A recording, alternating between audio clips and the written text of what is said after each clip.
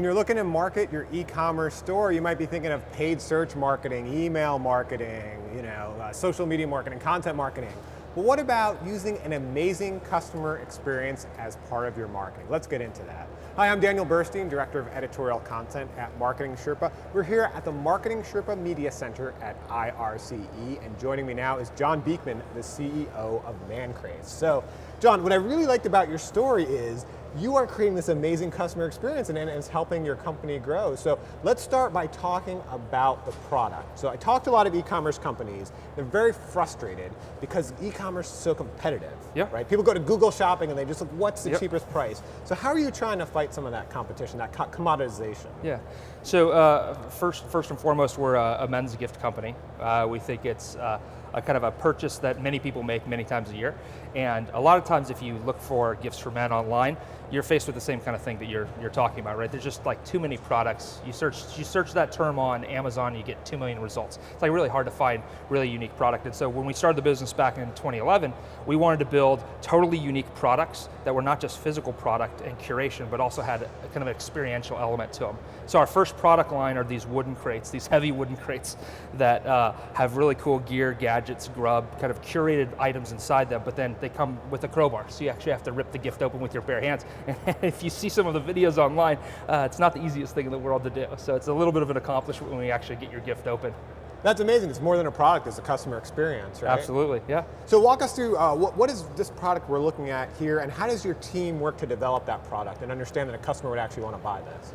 Yeah, so this is one of our grilling products. We have quite a few grilling products. I think if you look at kind of, your average guy, grilling is a big part of what we do on the weekends, right? Speaking in generalities, obviously, but this is one of our salt block cooking grilling crates. And basically what we've done is we've gone out and tried to find really cool products that might help enhance the way that a guy experiences something that he loves, like grilling, in a somewhat unusual and interesting way. So for example, many guys have never cooked on a salt block. If you ever have done this, you throw that on the grill, it heats up, and then it actually cooks steaks, fish, with a really interesting flavor. And so the way we think about these products is a lot of this is inbound requests from our customers. And so we have our phone number prominently displayed on our website. We love talking to customers. We've got a team of almost 10 customer service reps, so that's what they do all day.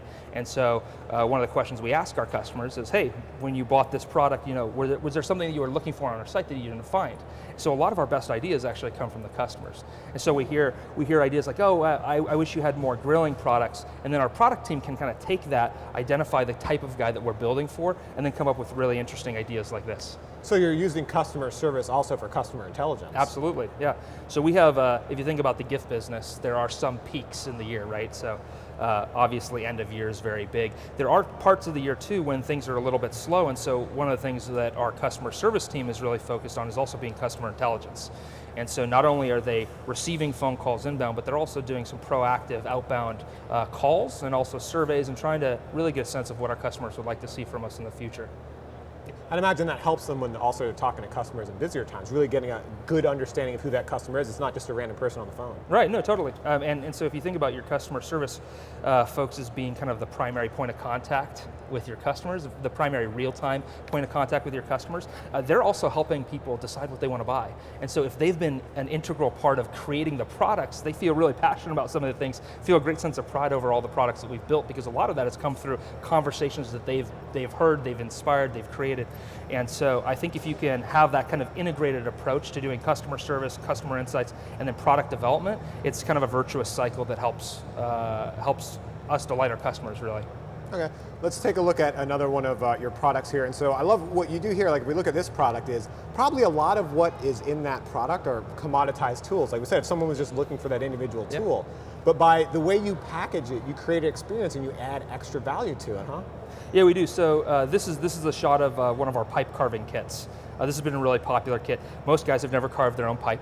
And so what we've done is we've gone out, and the tools, the desk clamp and some of the files, you could buy at the hardware store. But actually, if you think about the escape velocity required to actually go out and, like, if I wanted to do this on my own, so like one day I'm like, hey, I want to like carve my own pipe.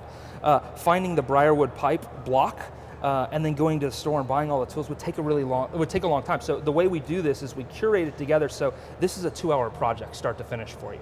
You don't have to think about how to do it. We also, we include a lot of copy and creative in this package to actually help you through the process. So we're actually teaching you something as well. And that's not something you're going to buy at the hardware store. And I imagine that in-package content also helps create value because people see what's possible with the tool. Absolutely, absolutely. And then what's cool about this product is when guys actually have finished their carved pipes, a lot of them are very proud, and so they'll share it back to us on social media, and we've got kind of this like Hall of Fame best pipes that we've seen that guys have actually created using some of our products. And that's a really cool way of kind of patting guys on the back, saying, hey, good job, that looks really good. It's got to help the word of mouth market. Yeah, it does, yeah, absolutely. Yeah, so let's take a look at your team. So what I think is really interesting is when you talk to some companies about customer service, hey, that's a cost center. Hey, put that overseas, do it as cheaply as possible. How do you view customer service? So I'll tell a very quick story about our first customer service rep that we hired.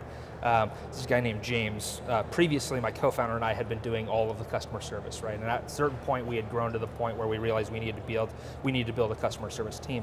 And that was something that I was really reluctant to give up, because I do feel like that is a very personal, intimate kind of connection that you have with your customers. And so I interviewed 50 people in person before I found the one guy that I felt like we could build a team around. And so I think a great customer service starts with hiring the right people. And it's not necessarily easy. You have to find people who are not so pre-programmed by kind of the way everyone else does customer service, they're purely focused on efficiency. There are times where you want to spend an hour on the phone with a customer, and having the judgment of knowing when that is and when to push and when to ask the right kind of questions is something that I think that isn't innate in a lot of people, and you just have to find those people to be part of the team. So now in fairness, you talk about customer service reps who want to try to get people off the phone quickly, but a lot of that comes from the business leaders who incent them to want to get them off the phone quickly. So how do you incent your customer service team? I mean, I'm not going to say like efficiency isn't important in customer service. One of the ways we think about customer service is we want to try to reduce the number of customer contacts that a customer would prefer not to have.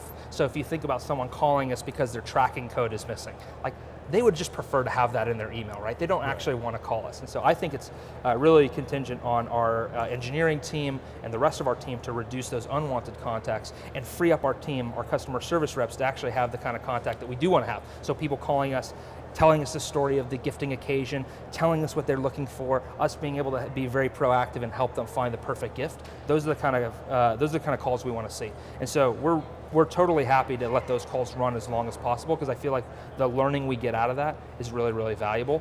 But for the smaller kind of interactions, then we do want to help people get what they're looking for very quickly. My hope is that we can do that through email or some other channel.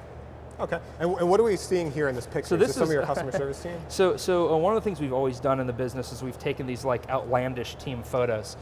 It's been really cool to see those photos kind of evolve over time as our team has grown. But two, I think it's visually a really interesting way of encapsulating some of the brand, right? There's kind of this like brashness to the brand, there's this irreverence, we don't take ourselves too seriously. In this photo, I'm the guy with the axe over his shoulder posing as what we called Flannel Claus, which is like if you imagine Santa Claus had an older brother who wasn't good with kids, that would be the guy who would deliver the crates on the back of a truck, the guys for the holidays. And so this was kind of a very tongue-in-cheek way of basically visually representing who we are and what we're about. And you include some of the customer service folks as key people. This isn't just the leaders of the company? No. This was taken maybe 3 years ago when we were a very small team. So we have warehouse guys, so we've got a couple guys on here who were picking and packing our products.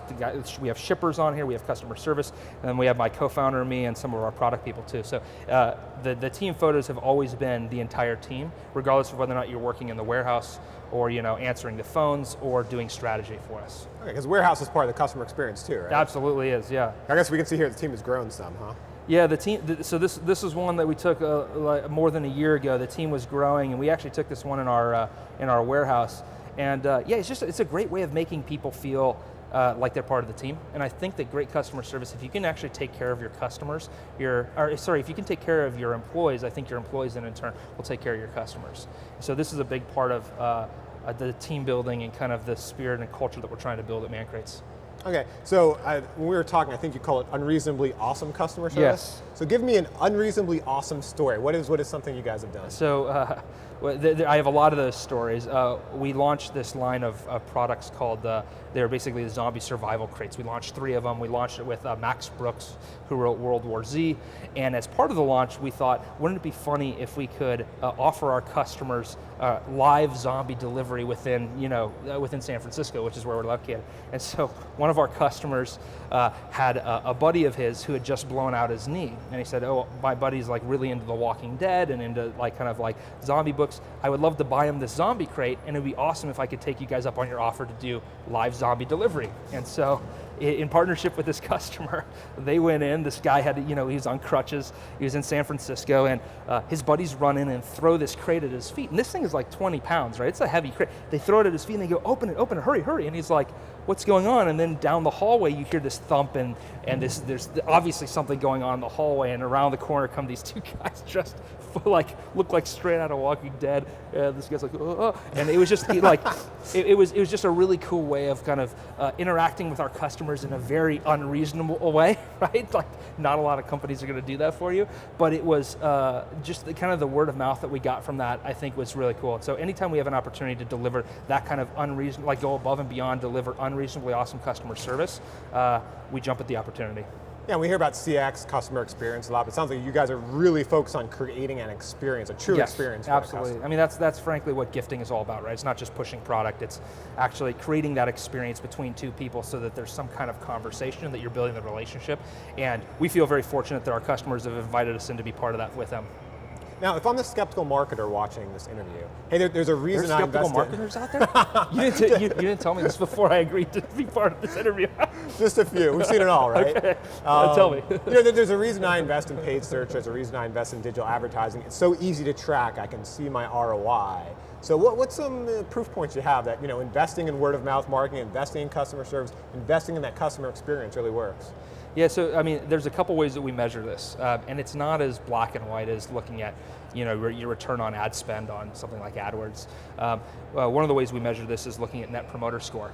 It's kind of the summation of our customers' touch points with our brand, and every time we measure it, we're kind of in the mid to high 80s, which is phenomenal, and we've seen that number stay really high. And then when we go back and ask customers why they would recommend us to a friend, a lot of times what we hear is, all of these customer service things that we're investing in, that really drives the experience, right? Because what we're trying to do is we're not trying to build kind of a one-time interaction with our customers. We want to build a relationship with them over the period of years, where they know that we're the trusted source for all men's gifts, and they can come back to us over and over again, and every time they buy something from us, they know without a shadow of a doubt that they're going to be super happy with it. And if they're not, we'll do everything in our power to fix it.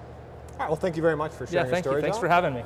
Appreciate it. And if you're interested in learning more e-commerce tips, you can see many more interviews from the Marketing Sherpa Media Center at IRCE. I can't promise any more will have zombie-related stories, but I'm sure they will all have a lot more good information. You can see that at marketingsherpa.com/IRCE.